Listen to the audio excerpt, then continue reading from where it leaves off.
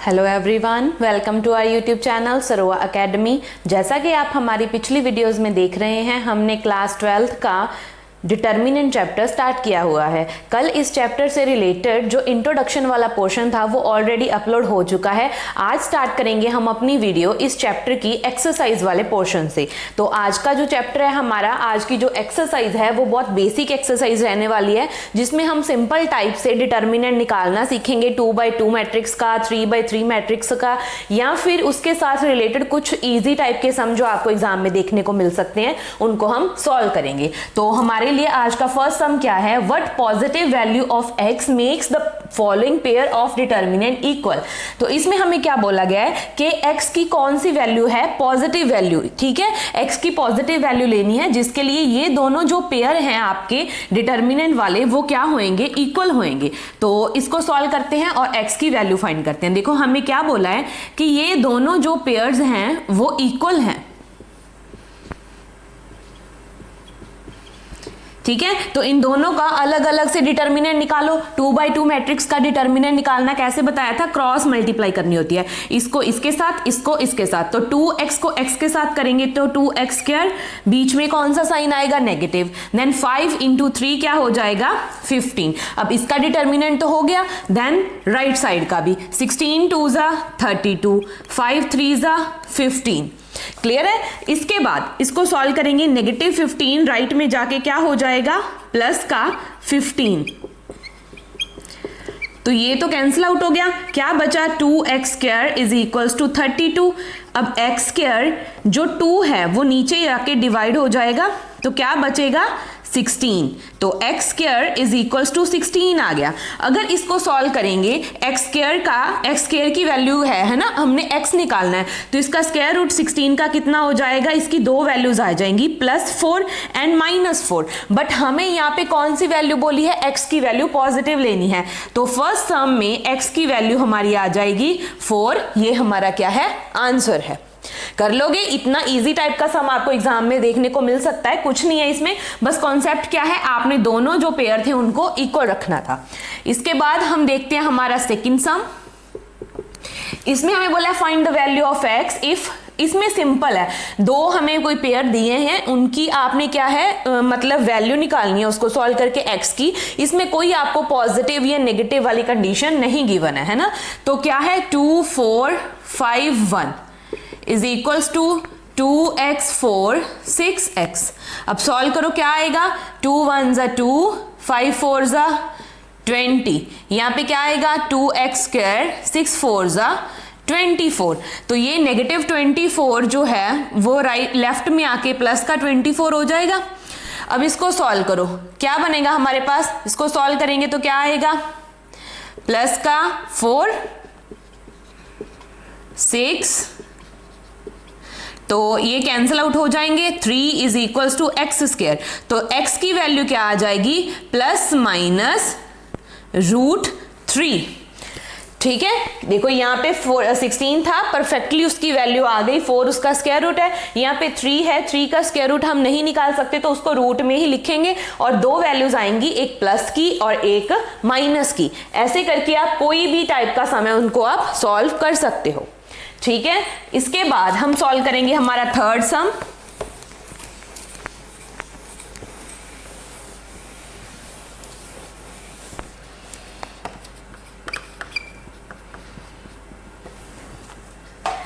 हाँ जी, तो थर्ड सम में हमें क्या है? एक x की फॉर्म में हमें एक क्या है? डिटर्मिनेंट या मैट्रिक्स की वैल्यू है ना जो गिवन है, इसको सॉल्व करके आप इक्वेशन बनाओगे या सॉल्व करके अपना आंसर बताओगे क्या आ रहा है। तो क्रॉस मल्टीप्लाई तो वैसे ही करनी है डिटर्मिनेंट निकालने के लिए।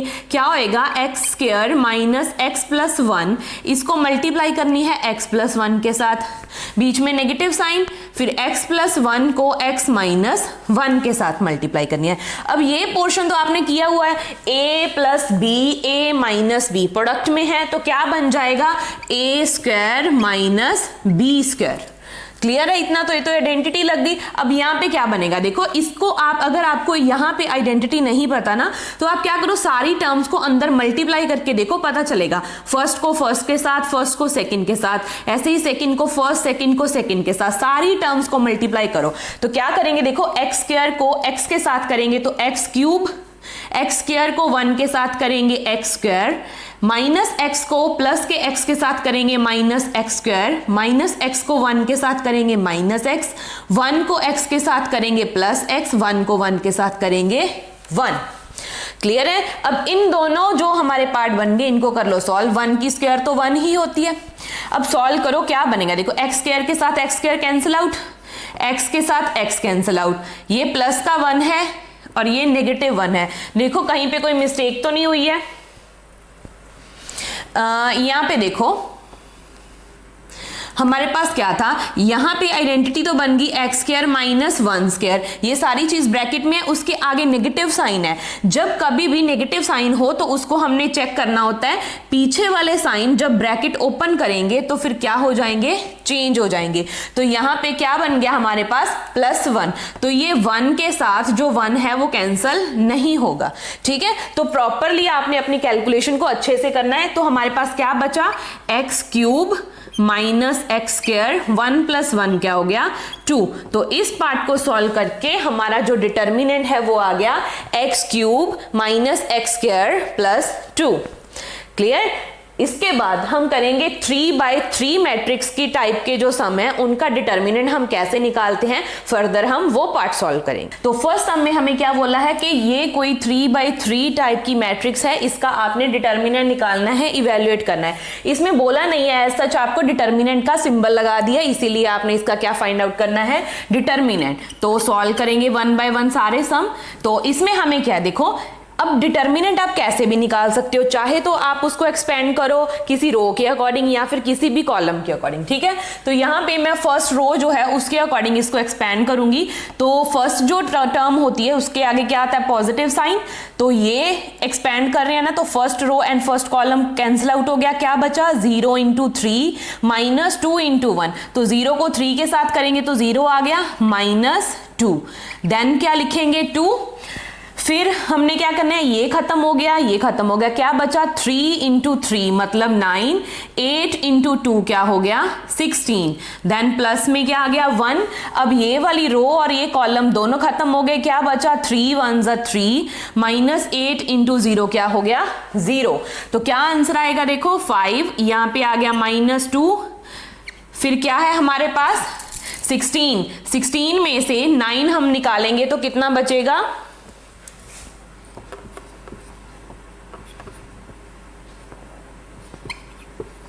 -9 किया था, 16 बड़ा है तो नेगेटिव का 7 आएगा। तो 5 2s are -10, यहाँ पे माइनस माइनस प्लस का 14 प्लस 3 ये बन गया। अब इसको सॉल्व करो, क्या बनेगा देखो, 14 में से 10 सब्ट्रैक्ट करो, क्या आएगा 4 + 3, तो क्या आ गया हमारा आंसर 7। तो इस मैट्रिक्स का डिटर्मिनेंट जब हम सॉल्व करेंगे तो वो हमारा आ गया है 7। तो ये आपका क्या है, इसका डिटर्मिनेंट है। क्लियर? देन सॉल्व करेंगे हम अपना 5th सम। अब देखो निकालना तो इसमें भी आपने डिटर्मिनेंट ही है, ठीक है, बट इसमें डिटर्मिनेंट निकालने के लिए आपको जो कंडीशंस बोली हैं आपने उसके अकॉर्डिंग ही इसको सॉल्व करना है। इसको 2 टाइप से सॉल्व करना है। फर्स्ट टाइम तो आपने सेकंड रो के अकॉर्डिंग इसको एक्सपेंड करना है। तो सेकंड रो कौन सी है देखो, ये वाली है। ठीक है, तो सेकंड रो के अकॉर्डिंग जब एक्सपेंड करेंगे तो सबसे पहले देखो साइन यहाँ पे क्या आएगा, ये कौन सी टर्म है, सेकंड रो फर्स्ट कॉलम, ये क्या है second row second column, second row third column. तो 2 + 1 क्या हो गया 3, वो क्या है ऑड, इसीलिए 1 के आगे क्या आएगा नेगेटिव आएगा। क्लियर है जी, यहां पर तो आ गया। इसके बाद जब इसके अकॉर्डिंग एक्सपेंड किया ये दोनों खत्म हो गए, क्या बचा 1 × 3 माइनस 1 × 1, देन 3 के आगे क्या आएगा प्लस, उसके बाद ये खत्म हो गया, ये खत्म हो गया, तो क्या बचा 3 × 3 9, 1 × 1 1, देन 1 के आगे क्या आएगा नेगेटिव साइन। अब देखो ये वाली लाइन खत्म हो गई और ये वाली लाइन खत्म हो गई, क्या बचा 3 × 1 3, 1 × 1 1। अगर आपको ऐसे समझ में नहीं आता, जब आप इसको देखो कैंसिल आउट करते हो ना, ये खत्म हो गया, ये खत्म हो गया, तो बचा क्या 3 इन 3 1 और नीचे 1 1, तो ऐसे अलग से लिख लो और फिर उसका क्या निकाल दो, डिटर्मिनेंट। क्लियर है? तो जैसे प्रैक्टिस करोगे तो आपका हाथ वैसे ही सेट हो जाएगा। यहाँ पे क्या है -1, 3 - 1 करेंगे 2 +3, 9 - 1 8 -1, 3 - 1 करेंगे 2, तो 2 1s are 2, -2, 8 3s are 24, -2, तो क्या हो गया -2 -2 -4 +24। जब इसको सॉल्व किया तो कितना आंसर आ गया 20। अब हमने ना एक कंडीशन, मैंने जब आपको पिछला पार्ट करवाया था, जब आप इंट्रोडक्शन कर रहे थे, तब एक्सप्लेन किया था कि डिटर्मिनेंट किसी भी रो किसी भी कॉलम के अकॉर्डिंग अगर आप निकालते हो एक्सपेंड करके, आंसर सेम आएगा। तो ये यहाँ पे हम वेरीफाई भी करेंगे। तो जब हमने सेकेंड रो के अकॉर्डिंग किया तब तो हमारा आंसर कितना आ गया 20। अब देखते हैं जब हम कॉलम के अकॉर्डिंग इसको एक्सपेंड करेंगे तो क्या आंसर आएगा।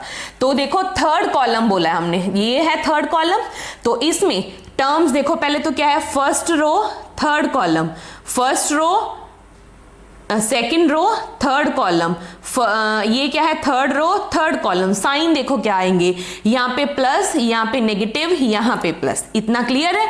तो लगाते हैं। सबसे पहले देखो 1 आएगा, ये लाइन खत्म हो गई और ये वाली लाइन बचा क्या, ये 1 × 1 - 3, फिर क्या आएगा नेगेटिव का 1। अब ये वाली रो खत्म और ये वाला कॉलम खत्म, तो क्या बचा हमारे पास 3 × 1 3 - 1, देन क्या आएगा ये वाला 3, ये लाइन और ये वाला कॉलम दोनों खत्म, तो 3 3s are 9 - 1।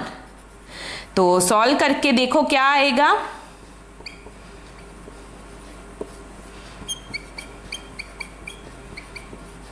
तो क्या इसका आंसर भी हमारे वो आंसर के साथ मैच कर रहा है?